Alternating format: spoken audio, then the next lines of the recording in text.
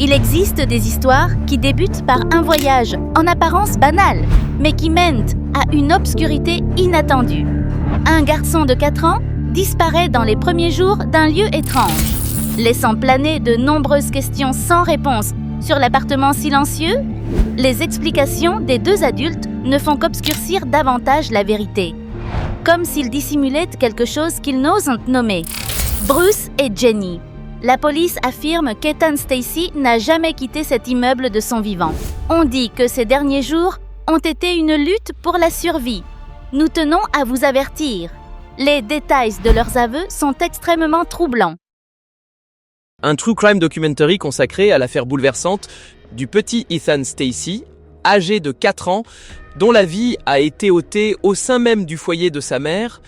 Cette affaire a non seulement choqué tout l'État de l'Utah, mais elle nous a également rappelé que, parfois, ceux en qui l'on place sa confiance pour protéger les enfants peuvent devenir la source de leur souffrance. Au début du mois de mai 2010, à Layton, dans l'Utah, Ethan Stacy, un garçon de 4 ans, venait d'arriver de Virginie pour passer l'été chez sa mère biologique, conformément à une décision judiciaire, mais en seulement 10 jours. Ethan a été soumis à de graves mauvais traitements infligés par sa mère et son beau-père, conduisant à sa perte tragique, et ses restes ont été abandonnés dans une zone isolée du canyon d'Ogden, non loin de Layton.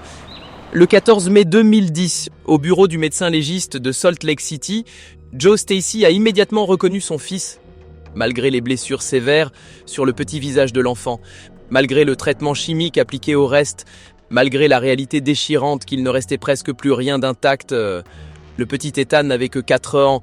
10 jours plus tôt, il pleurait à l'aéroport, s'agrippant à son père, refusant de prendre l'avion pour l'Utah. Et maintenant, il reposait sans vie sur la table du médecin légiste, victime d'une cruauté trop dévastatrice pour être décrite. Le 22 septembre 2005, un petit garçon est né à la base militaire de Fort Stewart, à Savannah, en Géorgie. Il a été nommé Ethan Stacy en hommage à son grand-père. Dès ses premiers jours, Ethan a apporté une joie particulière à sa famille.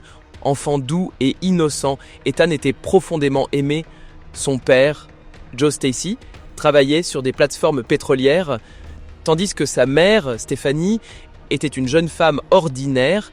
La famille a ensuite déménagé en Floride, où Ethan a vécu les années les plus heureuses de sa courte enfance. C'était un garçon adorable qui passait des heures à nager dans la piscine, à jouer sur les aires de jeu et à écouter attentivement les histoires du soir.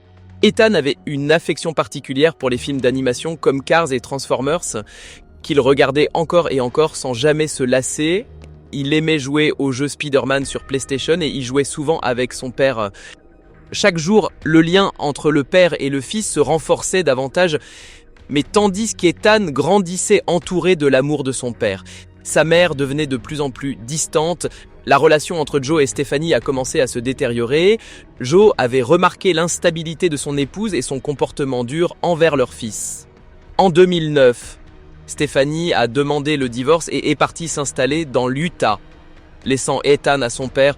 Joe a ramené Ethan dans leur ville natale de Richland, en Virginie, où la famille Stacy vivait depuis des générations. Tous deux sont devenus encore plus proches, cuisinant, faisant le ménage, faisant les courses, se promenant et jouant ensemble. Ethan adorait monter sur la moto de son père, partir pour de longues balades dans la nature et attendait avec impatience les week-ends où il pouvait aller au parc avec ses demi-frères et sœurs. Là, il montait à poney, mangeait sa glace préférée et souriait de tout son cœur sur l'aire de jeu. Ethan est rapidement devenu le centre de la joie de tous. Et ses frères et sœurs aînés prenaient soin de lui avec affection, lui apprenaient à nager, et les voisins voyaient souvent ce petit garçon courageux grimper aux arbres et saluer gaiement les adultes. Joe Stacy a déclaré plus tard « Il n'y a jamais eu une mauvaise journée, pas une seule mauvaise journée avec Ethan, mais la fin du mariage a marqué un tournant. Après avoir quitté la Virginie, Stephanie a épousé un homme appelé Nathan Sloop. Selon la décision du tribunal, Ethan devait continuer à vivre avec son père, mais à chaque période de vacances d'été, il était tenu de séjourner chez sa mère, dans l'Utah, et c'est là que la tragédie a commencé au début du mois de mai 2010. Joe a accompagné son fils à l'aéroport. Ethan pleurait de manière incontrôlable. s'agrippant fermement à la chemise de son père, répétant « Je ne veux pas y aller, je veux rester à la maison avec toi ». Mais la loi était la loi, et Joe n'avait pas d'autre choix que de laisser son fils monter dans l'avion. Il ne savait pas que ce serait la dernière fois qu'il verrait Ethan vivant et en bonne santé à Layton, dans l'Utah. Ethan a emménagé dans l'appartement où vivaient sa mère et Nathan. Pour un garçon de 4 ans, c'était un environnement inconnu, sans amis, sans proches, avec pour seule personne de confiance sa mère. Tragiquement, cette même mère lui a tourné le dos et a ignoré le comportement violent de son nouveau mari. Dans l'Utah, Stephanie s'était construit une nouvelle vie avec Nathan Sloop, un homme que Joe Stacy avait rencontré avant le départ de son ex-épouse. À première vue, Nathan semblait inoffensif, poli, calme et discret. Mais derrière cette façade se cachait une vérité plus sombre. Nathan Sloop avait un long casier judiciaire. En juin 2001, il avait été inculpé pour trouble à l'ordre public en 2003, condamné pour possession d'une substance destinée à la fabrication, et en octobre de la même année, de nouveau condamné pour utilisation et possession de stupéfiants à moins de 1000 pieds d'une école. Ce n'était pas un gentleman, c'était un homme dangereux. Et le plus inquiétant était que le système judiciaire permettait encore à un individu comme lui d'entrer dans la vie d'un enfant de 4 ans. À partir d'octobre 2009, Nathan avait même envoyé des messages menaçants à Joe Stacy. Joe ne les avait pas pris au sérieux à l'époque, mais il aurait dû... Dans les documents de divorce, Joe avait supplié le tribunal d'alerter sur l'instabilité de Stephanie. Il avait écrit « La mère a abandonné l'enfant, j'ai peur qu'elle vienne le prendre et que je ne revoie jamais mon fils. » Mais le juge Maurice Smith, comme cela a été révélé plus tard, n'avait même pas lu les documents que Joe Stacy avait soumis. Elle a déclaré qu'il ne s'agissait que d'une affaire de divorce simple et directe. Selon la décision, Ethan devait vivre avec son père pendant l'année scolaire et passer les vacances d'été chez sa mère. En avril 2010, Stephanie n'était revenue que pour finaliser les documents du divorce et réclamer sa part du règlement financier. Le 28 avril 2010, tout a été officiellement conclu. Bien qu'il sût à quel point son fils avait peur, Joe Stacy n'avait pas d'autre choix que de remettre Ethan à sa mère conformément à l'ordonnance du tribunal.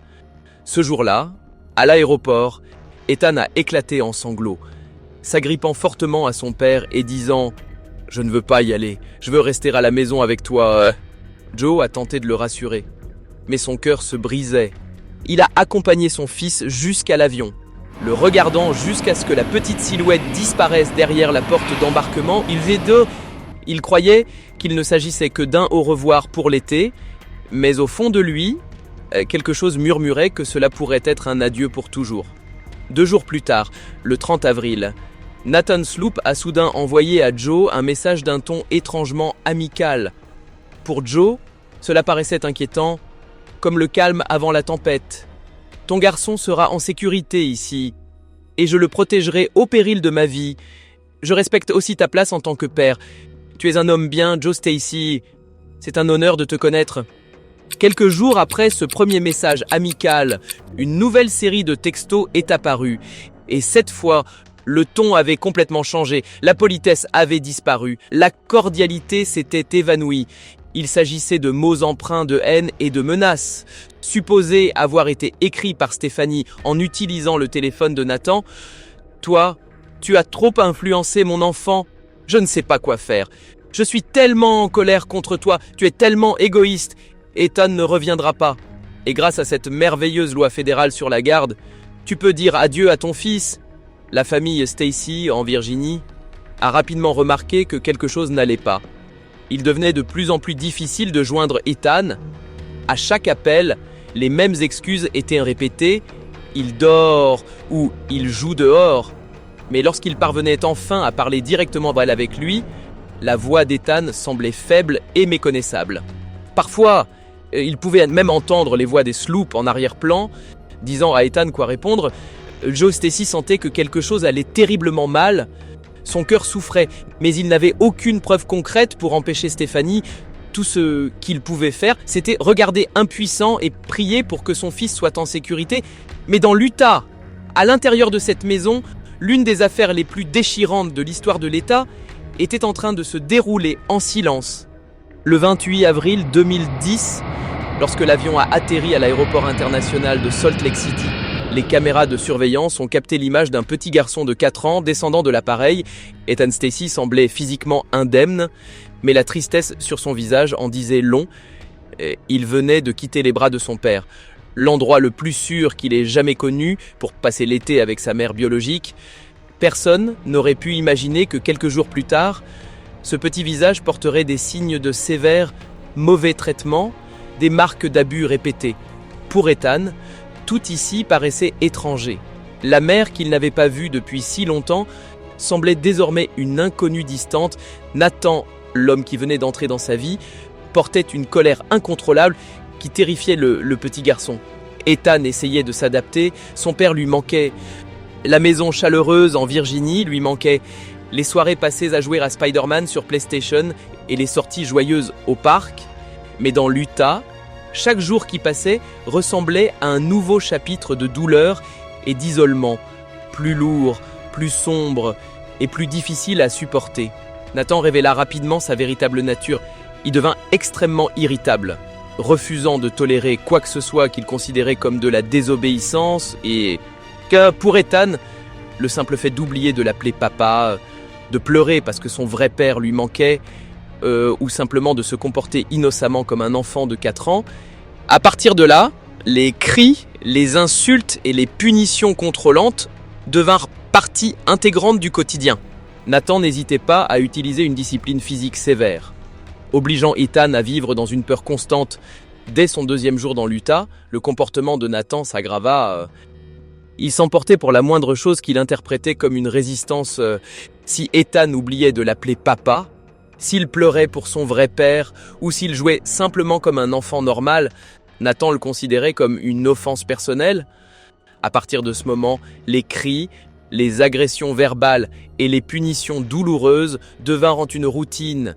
Bien vite, Nathan commença à utiliser des objets domestiques pour infliger des blessures, rendant la violence physique encore plus sévère et cruelle. Quelques instants plus tard, comme si rien ne s'était passé, Nathan s'asseyait pour jouer aux jeux vidéo avec Ethan.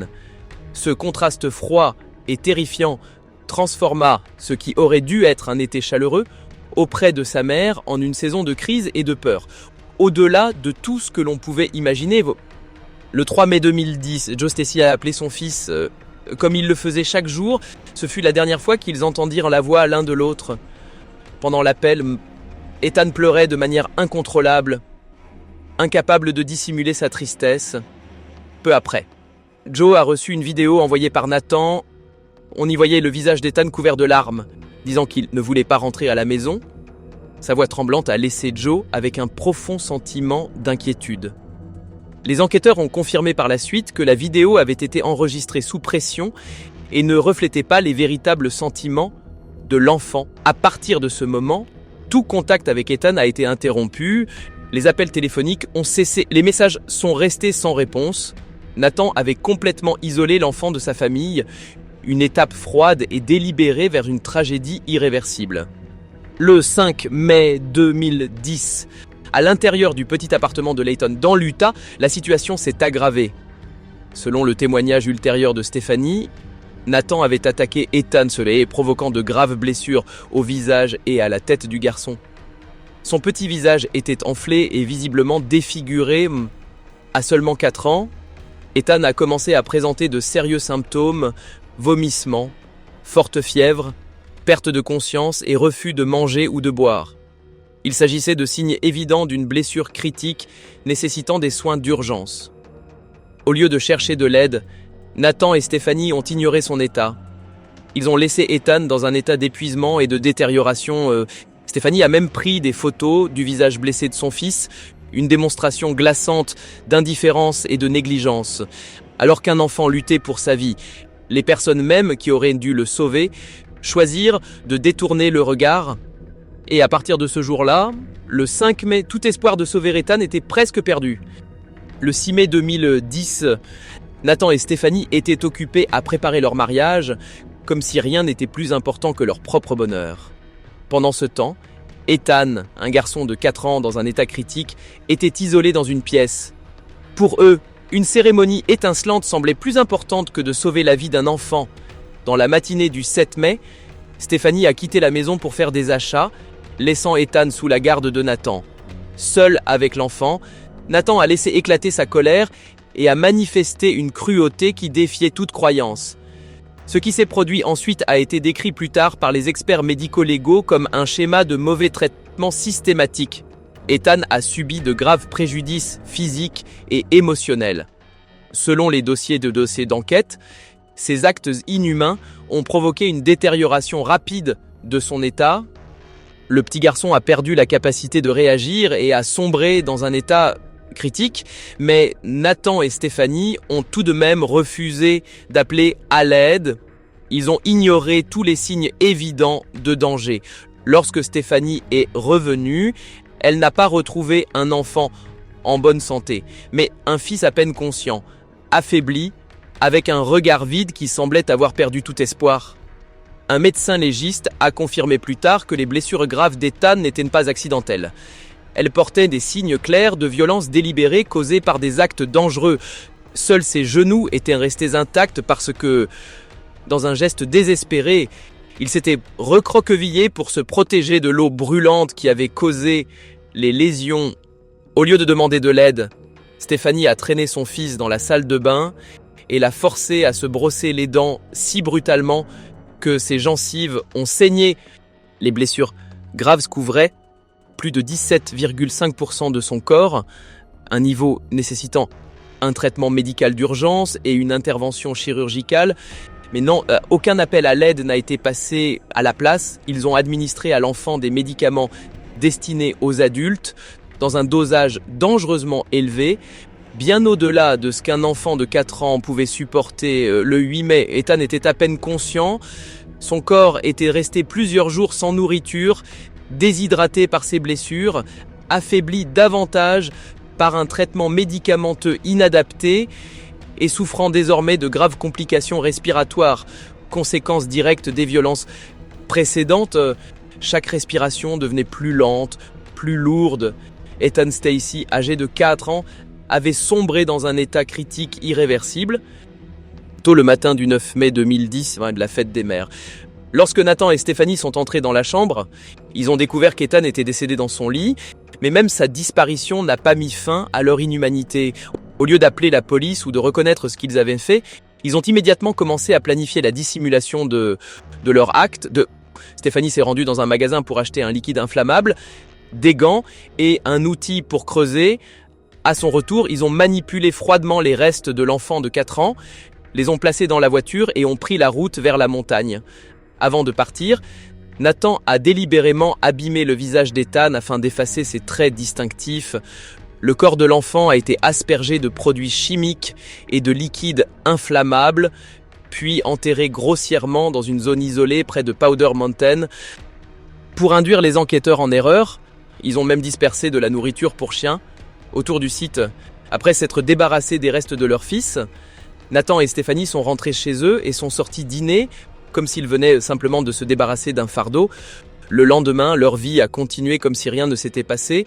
Ils ont échangé des messages affectueux, sont allés acheter un aspirateur et des produits de nettoyage. Pour eux, Ethan n'existait plus. Dans la nuit du 10 mai, vers minuit, Stephanie a appelé les services d'urgence. Sa voix était d'abord calme, puis est passée à de faux sanglots. Je me suis réveillée au milieu de la nuit et mon fils de 4 ans a disparu. Elle a tenté de diriger la conversation vers un conflit de garde avec Joe Stacey, le père d'Ethan, mais l'opérateur l'a interrompu en demandant directement « Que portait le garçon lorsqu'il a disparu ?» En 5 minutes, des agents de police de Layton sont arrivés au complexe résidentiel Layton Meadows. Une vaste opération de recherche a immédiatement commencé. À 3h30 du matin, la zone environnante avait été minutieusement inspectée. Une liste de tous les suspects potentiels du complexe a été dressée et chaque unité a été vérifiée. Mais comme aucune trace d'Ethan n'a été trouvée, les détectives n'ont eu d'autre choix que de tourner leur attention vers les sloops et à cet instant, la toile de mensonges a commencé à se défaire. Le 10 mai 2010, vers 23h55, le département de police de Layton a reçu un appel concernant un garçon disparu. L'enfant a été identifié comme étant Ethan Stacy, âgé de 4 ans. La mère d'Ethan a déclaré qu'elle l'avait mis au lit vers 21 HE. Lorsqu'elle est allée le vérifier plus tard, il avait disparu. Elle a dit aux officiers que Ethan s'était déjà échappé de la maison à des occasions précédentes. Les officiers sont arrivés en 5 minutes, ont rencontré les parents, obtenu une description d'Ethan et ont commencé à vérifier la zone, y compris les terrains de l'appartement, les conteneurs à ordures, les véhicules sur le parking, les lieux de stockage et les commerces, des unités K9 du département de police, du bureau du shérif du comté de Davis et un chien de piste du département de police de West Valley ont été appelés pour aider dans la recherche. De plus, les officiers sur place ont utilisé des équipements d'imagerie thermique et de vision nocturne pour aider dans la recherche. Lorsque les recherches se sont poursuivies le lendemain sans aucune trace d'Ethan, la police a commencé à modifier son approche au poste. Stéphanie et Nathan ont été séparés pour être interrogés. Stéphanie paraissait étrangement calme et, au lieu de se concentrer sur son fils disparu, elle n'a cessé de parler de ses conflits avec Joe Stacy, comme si elle tentait d'orienter l'enquête vers son ex-mari. Nathan, quant à lui, était nerveux, évitait le regard des enquêteurs et changeait constamment ses réponses. Il racontait la même histoire, mais leurs détails ne correspondaient pas. Stéphanie affirmait qu'Ethan avait disparu pendant la nuit, tandis que Nathan disait qu'il s'était volatilisé le matin.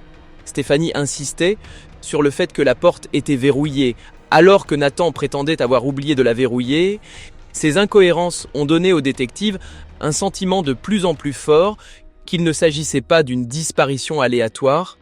Le soupçon s'alourdissait et la pression de l'interrogatoire commençait à fissurer le mur de mensonges qu'ils avaient construit. Les enquêteurs ont approfondi chaque détail, comparant les déclarations de Stéphanie et de Nathan. La vérité est qu'on ne peut pas garder une histoire inventée cohérente lorsque chaque heure et chaque action sont passées au crible. Au début, Stéphanie a tenté de rester ferme. Elle pleurait, se plaignait et répétait que Joe Stacy avait un jour menacé d'emmener Ethan. Mais peu à peu, ses mots sont devenus décousus, ses yeux se sont mis à fuir, sa voix tremblait et sa respiration s'accélérait. L'un des détectives a déclaré plus tard « J'ai vu en elle une peur qu'elle ne pouvait plus cacher, non pas la peur d'une mère ayant perdu son enfant, mais celle de quelqu'un qui dissimule un terrible secret. Finalement, sous la pression croissante, Stéphanie a baissé la tête et a murmuré presque inaudiblement « Quelque chose de terrible est arrivé ». Et le 11 mai 2010, après près de 2 jours d'évasion et de déni, Stéphanie n'a plus pu résister sous interrogation. Elle a accepté de conduire les agents à ce qu'elle appelait l'endroit. Un convoi de voitures banalisé a quitté discrètement le commissariat de Layton. À l'intérieur de l'une d'elles, Stéphanie était assise sur la banquette arrière, les mains tremblantes. Dehors, le ciel de l'Utah était couvert. Une légère pluie tombait. La route de montagne était glissante et sinueuse. Même les officiers les plus expérimentés ont ressenti un frisson. Ils savaient qu'ils étaient sur le point de confronter une vérité déchirante. Près de la station de ski de Powder Mountain, Nathan a été amené dans un véhicule séparé. La police voulait le voir désigner lui-même le site. Et c'est exactement ce qui s'est produit. Nathan a gardé la tête baissée et a silencieusement montré du doigt un étroit sentier de terre à environ 100 yards de la route principale. Ils l'ont emmené sur le site de l'inhumation, encore une fois. La scène de crime, vous savez.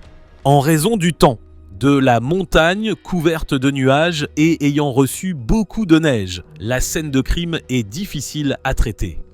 Depuis l'hélicoptère 5, on peut voir les détectives rassembler des preuves à plusieurs endroits, à environ 100 yards du début du sentier, dans une zone décrite comme accidentée, boueuse et humide. Nous la traitons comme une scène de crime. Je pense que cette enquête s'est menée avec beaucoup de soin en ce qui concerne les preuves.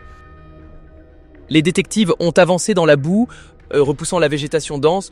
Le terrain était accidenté, humide et glissant, l'air chargé de l'odeur de terre mouillée. Puis ils se sont arrêtés. Devant eux se trouvait un petit monticule de terre. luisant de stries sombres et anormales. Là, dit calmement Nathan d'une voix froide, les agents ont commencé à creuser la zone. Bientôt, le bord d'une pelle a heurté du plastique, un sac noir est apparu, puis un autre, couche après couche, sac après sac, jusqu'à ce que la vérité déchirante soit révélée. Le corps d'Ethan avait été enveloppé étroitement dans plusieurs couches de plastique, mais ce n'était pas tout.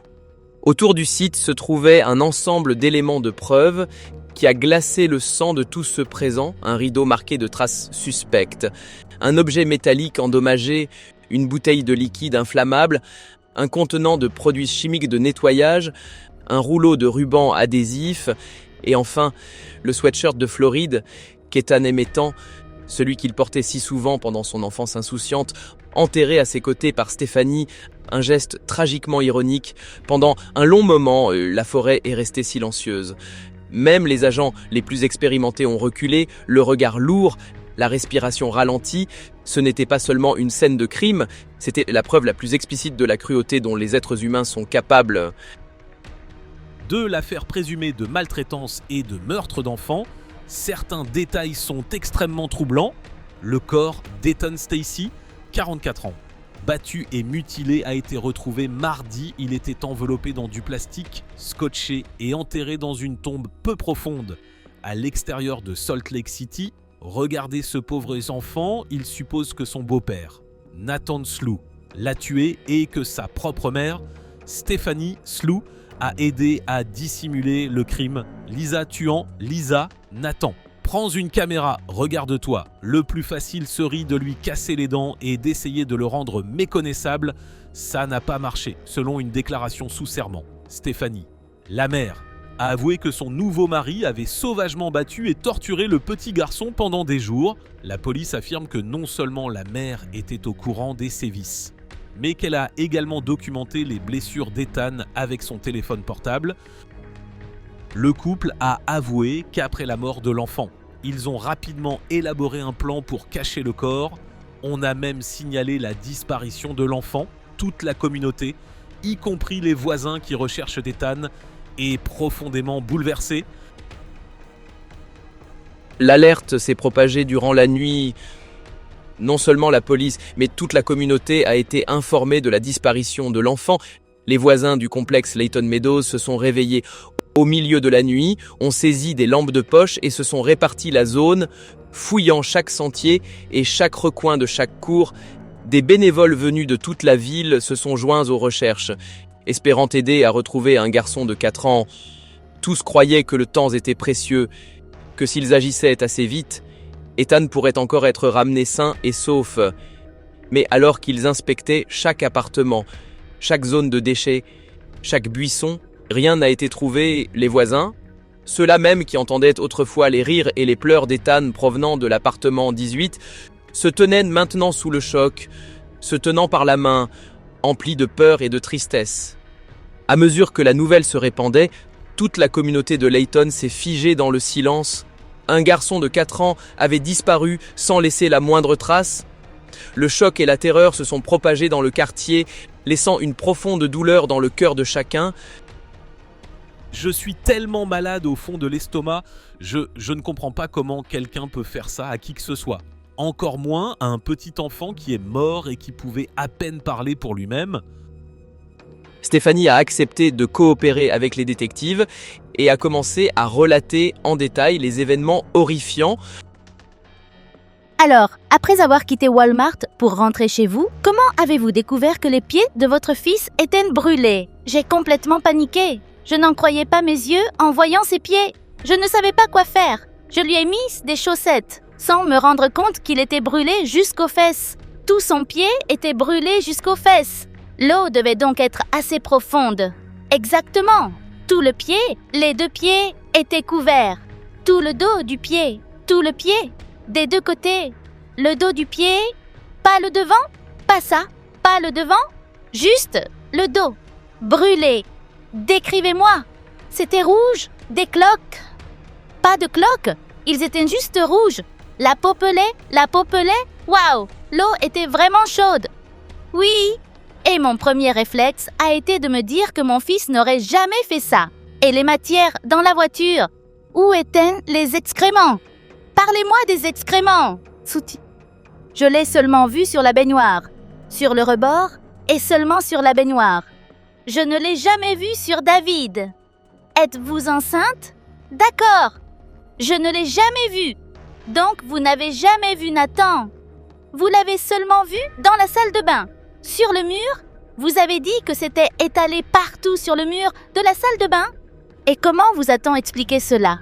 Ethan a mis la main dans sa couche et a fait ça, et mon fils ne fait pas ça. Alors je suis désolée, j'ai peut-être un enfant maintenant. Mais mon enfant ne fait pas ça. D'accord.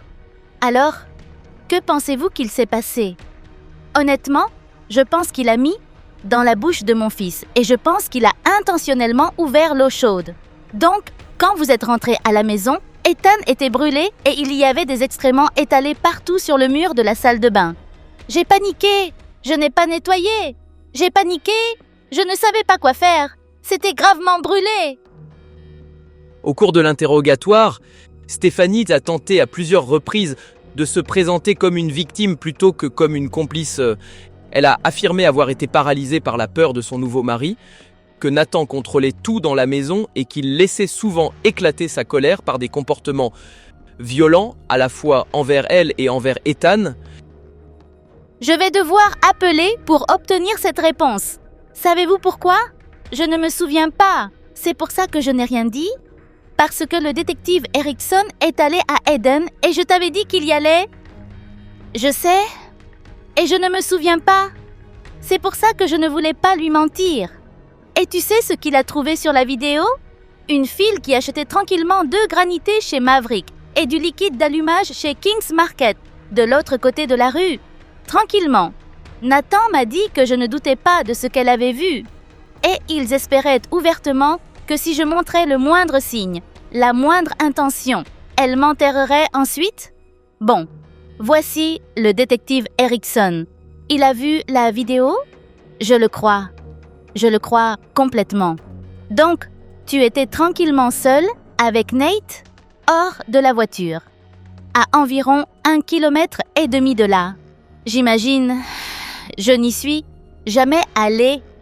Il était sur un sentier, même pas près de toi. Et il te suffisait de faire un signe de la main pour appeler un adjoint du shérif ou le 911. Elle a dit « Devine quoi? Mon mari est sur ce sentier. Il a tué mon fils et il est en train de l'enterrer. » C'est tout ce qu'elle avait à faire. Au lieu de ça, elle était là, à acheter une glace pilée, un large sourire aux lèvres. « Je suis membre de la tribu, moi aussi. Vous ne pourriez pas le comprendre. Sauté-t-il? » Nathan Sloop a finalement été inculpé de meurtre au premier degré, de maltraitance aggravée sur enfant, d'entrave à la justice et d'atteinte à un corps. Stéphanie Sloop a d'abord été poursuivie pour maltraitance, entrave et atteinte à un corps. Mais lorsque la vérité a émergé, l'accusation de meurtre au premier degré a également été ajoutée à son dossier.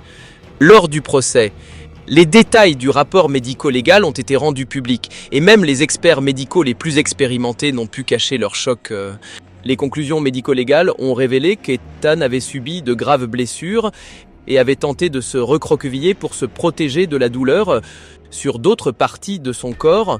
D'importantes lésions couvraient environ 1/6 de sa surface totale. Mais ce n'était pas tout. Les résultats toxicologiques ont montré des traces de sédatifs et d'antalgiques à des niveaux dangereusement élevés, tous correspondant à des doses prescrites pour des adultes. La quantité d'alprazolam à elle seule correspondait à la dose thérapeutique pour une personne adulte, ce qui, pour un enfant de 4 ans, était extrêmement dangereux et représentait une grave menace pour sa santé. Ce qui a plongé la salle d'audience dans un silence complet fut la conclusion finale. Les voies respiratoires d'Ethan présentaient des signes anormaux, indiquant qu'il avait souffert de complications respiratoires sévères ayant conduit à un état critique irréversible. Le rapport médico-légal révélait des preuves déchirantes de ce qu'Ethan avait enduré dans les derniers jours de sa vie. Sur son petit corps, le médecin légiste a documenté de multiples blessures graves, des ecchymoses à la tête, une dent déchaussée, des traumatismes autour des yeux et de longues contusions sur son corps. Il y avait même des lésions dans des zones sensibles, toutes confirmées comme ayant été infligées alors qu'Ethan était encore en vie. Au-delà de cela, plusieurs blessures supplémentaires avaient été causées après son décès. Le crâne d'Ethan présentait plusieurs fractures dues à des impacts violents avec un objet dur. Sur son visage, les experts ont trouvé des traces de produits chimiques corrosifs, une tentative illégale visant à détruire des preuves. L'examen a aussi révélé que l'estomac d'Ethan était vide. Il n'avait pas été nourri depuis de nombreuses heures, mais avant sa mort. Chaque détail lu à voix haute au tribunal a plongé la salle dans une tension silencieuse. Aucun médicament pris individuellement n'a atteint un niveau suffisant pour provoquer une surdose, a témoigné l'expert médico-légal, mais l'effet combiné des substances, des blessures graves, de la déshydratation et des multiples traumatismes physiques a ensemble conduit à la perte tragique d'Ethan Stacey. La cause du décès a été déterminée comme un homicide sur le jeune Ethan Stacey, âgé de 4 ans, lorsque les détails médico-légaux ont été rendus publics lors du procès. La salle d'audience est devenue silencieuse. Les membres du jury, choisis pour leur sang-froid et leur capacité à rester objectifs, n'ont pas pu retenir leurs larmes. Certains se sont détournés en entendant comment Ethan avait subi de graves violences dans la salle de bain et enduré des traitements inhumains. Dans l'audience, la famille Stacey s'est restée figée. Joe Stacey, le père autrefois contraint par une décision de justice de confier son fils à la mère biologique, devait maintenant écouter chaque détail douloureux de la manière dont Ethan avait été traité si cruellement. Ses épaules tremblaient et des larmes coulaient le long de son visage, mais il est resté assis, écoutant jusqu'au bout, comme si cette souffrance représentait le dernier devoir d'un père.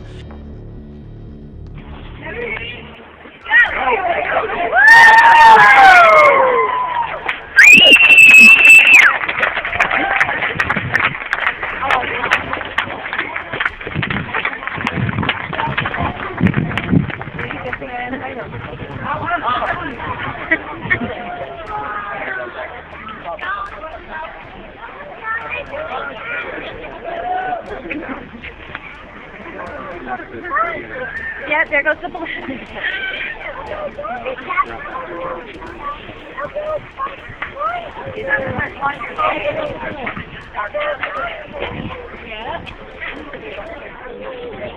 It's good that I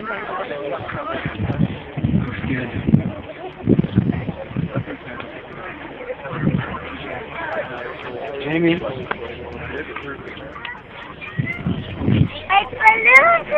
My balloon!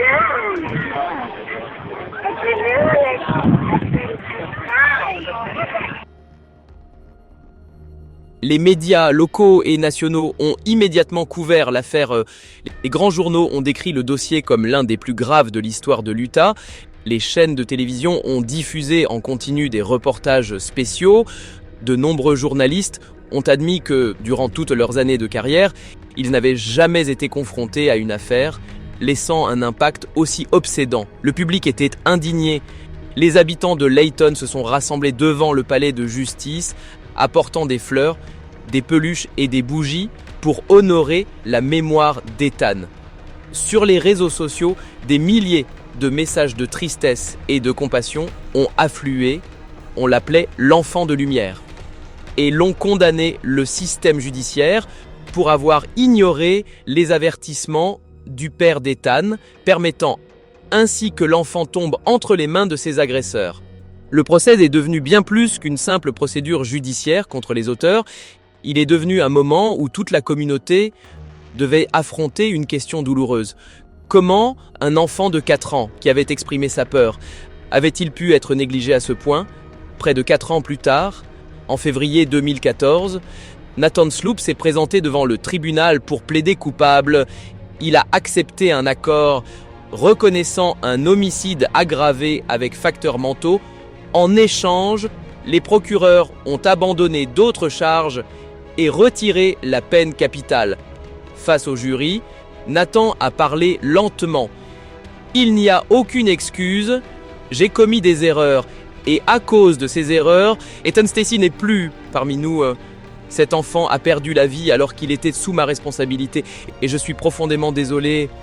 Nathan Sloops a été condamné à une peine de 25 ans à la perpétuité pour homicide, plus une peine supplémentaire d'1 à 15 ans pour avoir blessé un agent pénitentiaire.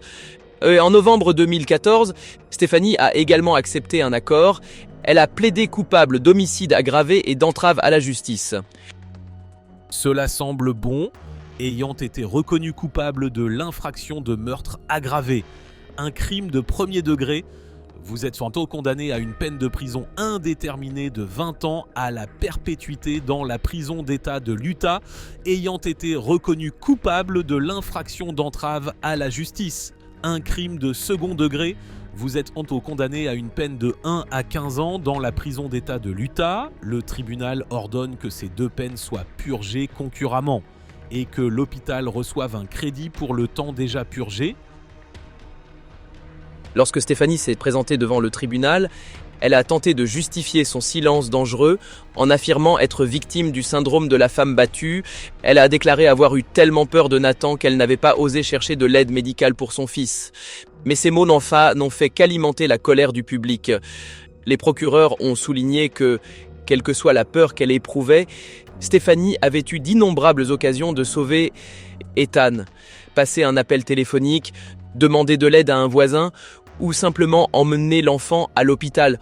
Au lieu de cela, elle a choisi de détourner le regard, de dissimuler et même de participer à la dissimulation d'un crime. Ce sera une manière d'organiser votre vie le 17 novembre. Et je pense que nous allons avoir une audience. Oui, vous avez raison. Vous avez accepté de faire ce qui est correct. Merci. Merci. Y a-t-il autre chose que vous devez discuter avec vous ?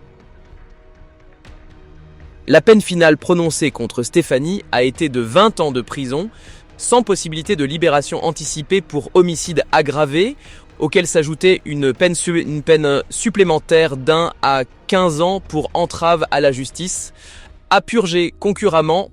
Par cette décision, le Utah Board of Pardons and Parole a fixé la première date à laquelle Stephanie pourra demander une libération conditionnelle à mai 2055. À cette date, elle aura 72 ans et Nathan en aura 76. L'annonce de la date possible de libération conditionnelle a suscité l'indignation des habitants de Layton ainsi que de nombreuses autres communautés. Considérer qu'accorder à ces 2 auteurs la possibilité de sortir un jour de prison constituait une injustice envers Ethan. Beaucoup ont envoyé des pétitions directement à l'État, exigeant que l'on n'oublie jamais Ethan Stacey et que ceux qui lui ont causé du tort ne retrouvent jamais la liberté pour la famille Stacey. En Virginie, la peine n'a apporté aucun réconfort. Le père d'Ethan, Joe Stacey, a déclaré en larmes « Aucune peine ne pourra jamais me rendre mon fils. Mais j'espère au moins que les gens se souviendront d'Ethan, se souviendront de ce qui est arrivé à mon garçon et écouteront lorsqu'un enfant dit qu'il a peur. » Le procureur du comté de Davis, Troy Rawlings, a écrit une lettre au conseil. Pour le reste de sa vie, la véritable culpabilité et la justice exigent que Stephanie Sloop prenne chacun de ses repas au sein de la prison de l'Utah. Le 19 mai 2010, une cérémonie commémorative pour Ethan a eu lieu au Grundy Funeral Chapel en Virginie. La salle, pouvant accueillir 300 personnes, était pleine. Et beaucoup d'autres se tenaient à l'extérieur pour lui dire adieu. Tous étaient venus non seulement pour soutenir la famille Stacey, mais aussi pour partager le chagrin collectif d'une communauté brisée par la tragédie. Après la cérémonie, un cortège de près de 28 miles a accompagné Ethan jusqu'à son lieu de repos final au Clinch Valley Memorial Cemetery. Sa petite tombe se trouve sur la colline la plus haute, surplombant les pentes verdoyantes des monts Appalaches, ces mêmes collines où il aimait tant se promener avec son père. C'est un endroit paisible, un contraste saisissant avec la douleur et la perte de ses derniers jours. Des fleurs blanches ont été déposées les unes après les autres, et beaucoup ont murmuré doucement « Ethan est un symbole de lumière, et maintenant il brillera pour toujours sur ces collines. » Pour le père d'Ethan, Joe Stacey, ce fut l'adieu le plus difficile de sa vie. Il a déclaré « Mon fils n'a pas vécu assez longtemps pour avoir de grands rêves. Mais je veux que le monde se souvienne qu'Ethan a existé, que mon garçon a apporté de la joie à tous ceux qui l'ont rencontré. » La tragédie d'Ethan Stacey n'est pas seulement l'histoire déchirante d'un garçon privé de son avenir, c'est un signal d'alarme concernant un système qui a manqué bien trop d'appels à l'aide, une décision judiciaire précipitée, un avertissement ignoré et un enfant à payer le prix de sa perte tragique. Si la loi avait exigé des examens plus approfondis, si les juges avaient accordé plus d'attention aux signes d'instabilité au sein des familles, Ethan serait peut-être encore en vie aujourd'hui. Cette affaire nous oblige à nous demander, avons-nous, en tant que société, fait assez pour protéger nos enfants? Et si la réponse est non, alors nous devons changer dès maintenant. En mémoire d'Ethan, des habitants ont placé une croix blanche le long du sentier où il avait été retrouvé pour la dernière fois. Cette image est devenue un symbole d'une perte incommensurable. Le décès d'Ethan a également déclenché un mouvement en faveur du changement. En Virginie, des défenseurs ont soutenu l'Ethan's Law, une proposition visant à renforcer la réglementation entourant les droits de visite. Le projet de loi exige des vérifications des antécédents, non seulement pour les parents n'ayant pas la garde, mais aussi pour toute personne vivant dans le foyer où l'enfant séjournera temporairement.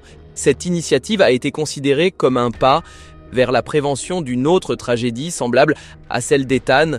Ethan Stacey a vécu 1683 jours. Il aimait Transformers, adorait le film Cars et murmurait souvent « Je t'aime » à tous ceux qui comptaient pour lui. Ethan méritait de vivre, de rire, de grandir et de devenir tout ce qu'il rêvait d'être. Mais le système l'a abandonné à chaque étape.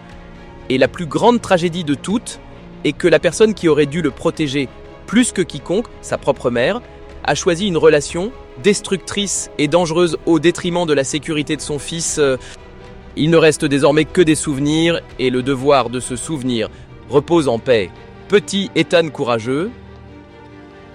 Bon, tout le monde, regardez cette vidéo spéciale pour vous mettre en garde contre la maltraitance infantile et pour que je puisse vous aider, j'ai tous ces enfants ici avec moi, malgré leur sourire. Voilà à quoi les enfants sont censés ressembler. Ils sont censés être heureux et ils sont censés jouer et jouer avec tous leurs jouets.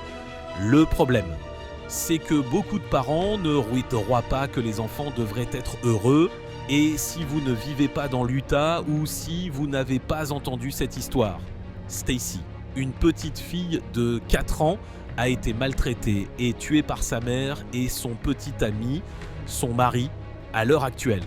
La police ne sait pas si vous allez être arrêté, mais pour l'instant, ils sont en prison et ils déposent donc des plaintes.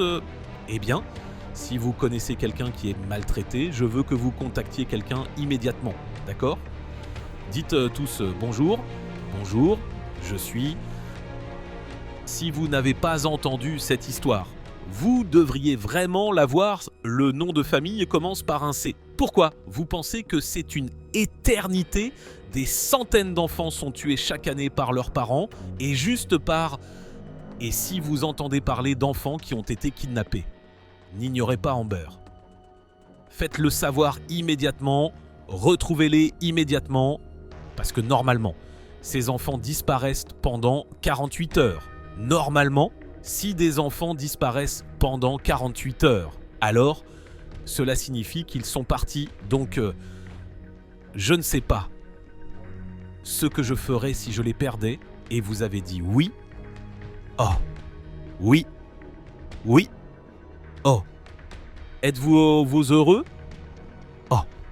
Si vous devriez consulter le site web Heaven's Little Angels, il y a des histoires sur un tas d'enfants qui ont été assassinés par leurs parents et beaucoup de parents sentirent c'est injuste. Alors, Judith, si tu habites dans l'Utah le 5 juin, on se retrouve au lycée de Granite. Je vais probablement allumer au moins 20 ballons pour représenter les enfants tués. J'allumerai aussi des bougies. Donc il y aura probablement une centaine de violons et de bougies allumées pour les enfants si tu veux te joindre à nous. Inscris-toi à l'agenda. Sinon, écris le nom d'Ethan sur un t-shirt, tes chaussures ou une étiquette et cours, ou marche au moins 1 km. Des membres ont parcouru 16 km aujourd'hui pour protester contre la maltraitance infantile. 5 ans se sont écoulés depuis la mort d'Ethan Stacey. Et cette semaine aurait été son 10e anniversaire. Ethan a été brûlé vif et battu à mort par sa mère et son fiancé après avoir été placé par décision de justice à passer l'été avec eux. Des défenseurs des droits de l'enfant de Layton ont marché et conduit sur les 16 km pour se souvenir d'Ethan et sensibiliser le public au sort des autres victimes de maltraitance infantile. Le cortège est parti des appartements où Ethan est décédé et a terminé sa marche au palais de justice où ses meurtriers ont été condamnés. Merci d'être resté avec nous tout au long de cette histoire bouleversante. Si vous souhaitez soutenir la chaîne et nous aider à continuer de mettre en lumière des récits réels, empreints d'émotions et nécessaires, n'oubliez pas d'aimer, de commenter, de partager et de vous abonner. Cela fait réellement une différence et nous apprécions profondément votre soutien. À bientôt pour la prochaine histoire, où une autre vérité attend d'être révélée.